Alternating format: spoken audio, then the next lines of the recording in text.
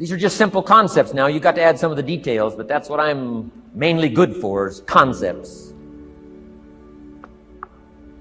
Read your audience. If you're talking to a child, you've got to study the face of the child. You've got to study a little body language. You've got to study what's going on. So you'll know whether to shift gears, come on a little stronger, ease off a little, might be too strong, search for another illustration, soft, strong. A lot of that is dictated by reading your audience. When I first started lecturing, I had some challenges here. I was so absorbed in my notes, lecturing like this. I'm telling you, in those early days, the audience could have left and I'd kept right on going.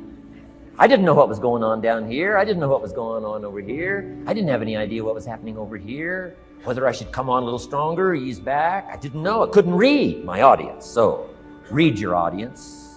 A prospect, read. Now let me give you some ways to read. Number one, by what you see. Body language tells us some things. How to shift gears, whether to go on, whether to stop.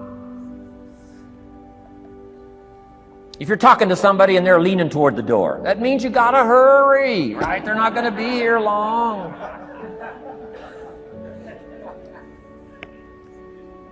Body language. Guy's got his arms folded, chin tucked down. You got your work cut out for you. You're gonna have to reach deep in your bag. Find some extraordinary stories. This one's not going to be easy. What tells you that? Reading what you see. Here's the next one. Read what you hear. You've got to read a child's impatience. Kids don't mind telling you whether they're bored or impatient. Kids' attention span is short. Doesn't last long. You got to get it said. You start talking to a child, 30 seconds they say, "How long is this going to take?" Whoa. Read. Listen. Listen for the response. Now you'll know whether to shift gears, change your language, find a new illustration, soften, stronger. Read your audience. Read what you see, read what you hear. And here's one of the most important. Read what you feel.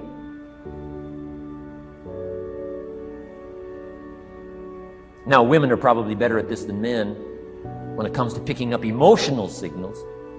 Men, they can see, and men, they can hear.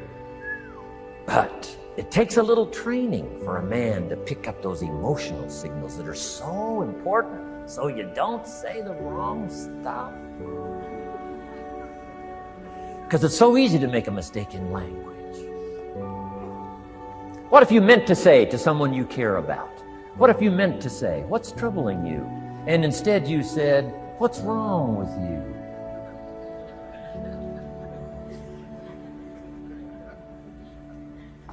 Communication.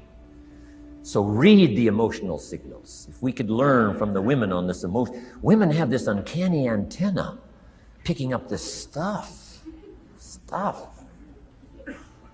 Woman says, "Doesn't feel right." I mean, what does that mean? It doesn't feel right. It doesn't feel right. Wow. Women have got it though. Seems to be built in. Especially danger. Women pick it up quicker than men. It's built in, I think. Way back, right? Man was the provider. Mama was the protector at home. So she picked up this scenario of danger, I think, these signals. But they are good. In the middle of the night, Mama wakes up. The baby cries. Mama wakes up. Papa sleeps. The faintest cry. Mama's awake. Or she nudges her husband and says, go look, something isn't right. He says, "What do you mean it isn't right?" She says, "No, go look." He said, "Hey, everything's okay." She says, "Go look." He says, "Okay." And he gets out of bed, goes downstairs. The front door is open. How did she know that? We don't know. I mean, she just knows. She just knows. But I'm telling you, it's so valuable in communication to be able to pick up the emotional signals as well as what you see and as well as what you hear. It's so important. But women are good.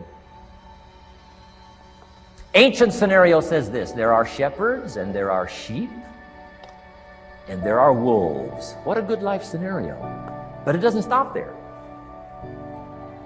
This ancient scenario says also Some wolves are so clever, they've learned to dress up like sheep.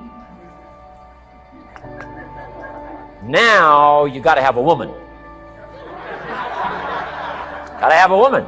Man says, looks like a sheep, talks like a sheep. Woman says, ain't no sheep. Take my word for it. They know.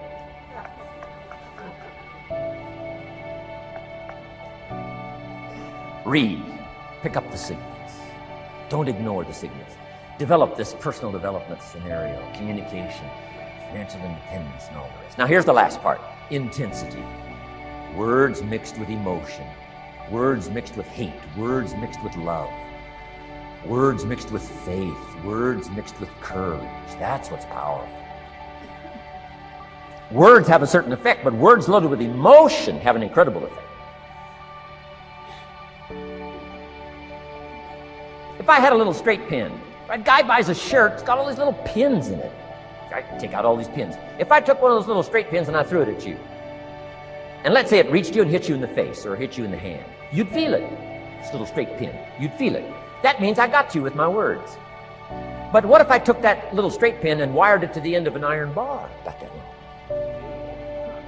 See, I could drive that pin through your heart. The pin is the words, the iron bar is the emotions. The emotions. Here's the best I could share with you. Put more of you into what you say. Don't be casual in language. Don't be casual in words. Casualness leads to casualties on the freeway and in communication. Don't be lazy in learning good communication. And put more of you. Now here's the last thought. The emotions must be measured. It can't be too much for the occasion if it's not called for. In leadership we teach, don't shoot a cannon at a rabbit. It's effective, but you got no more rabbit.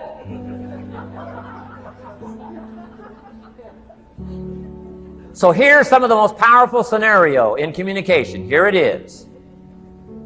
Well-chosen words mixed with measured emotion. The basis of affecting people with good communication. Well-chosen words mixed with measured emotion.